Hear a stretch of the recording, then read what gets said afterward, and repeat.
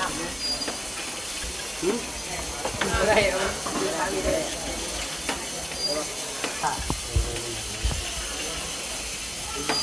แล้วไปวางใช่ไหมล่ะเส้นหาดเราไปวางไว้เขากำลุกเลย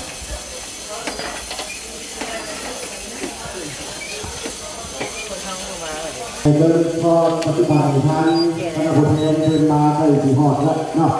เดินมาถึงโครงงานเดียวเขาก็ว่าเป็นความการให้เป็นกับที่ก็คือว่า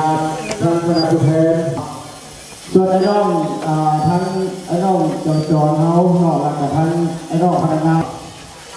ถามว่ารถบัสแม่ในมาจอดลงทั้งตลาดอยู่ก่อน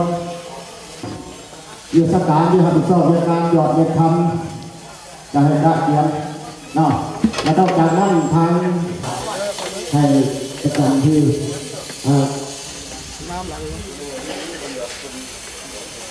มีนาง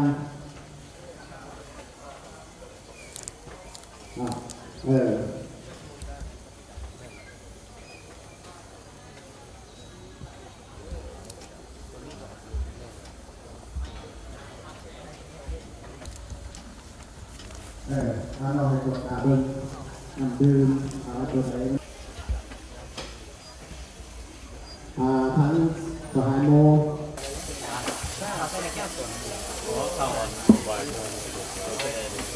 บอยห่วง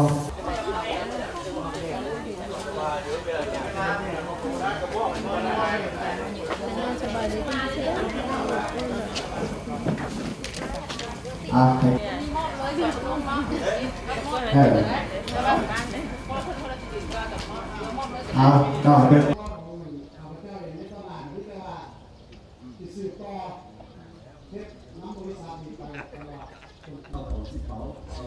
เอาไลฟ์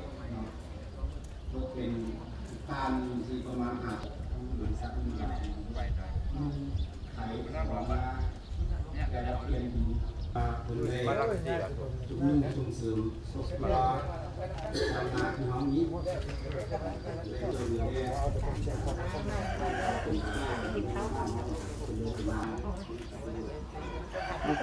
นี่คือสู้ไว้แหละบางทีมันจะไปมันจะไปเอามาอ่อน นิดเดียวน้ำถึงลมมันจะเริ่มต้นขึ้นการผลิตน้ำสิ่งหลายจำนวนนี้ถามว่าหลาย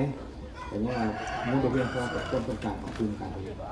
เพราะว่านโยบายของบริษัทเก็บซื้อขึ้นนะครับเจ้าเมื่อก่อนเป็นการทดลองจัดตั้งกลุ่มการผลิตเราเริ่มจาก8 กลุ่มเป็นมี300 กว่าไปขายตลาดแหละไม่ได้เราเห็นกินเลยนั่นแหละฝากพวกเขาเนาะแต่นี่ก็คือเราก้าวขึ้นเนาะเส้นทางลง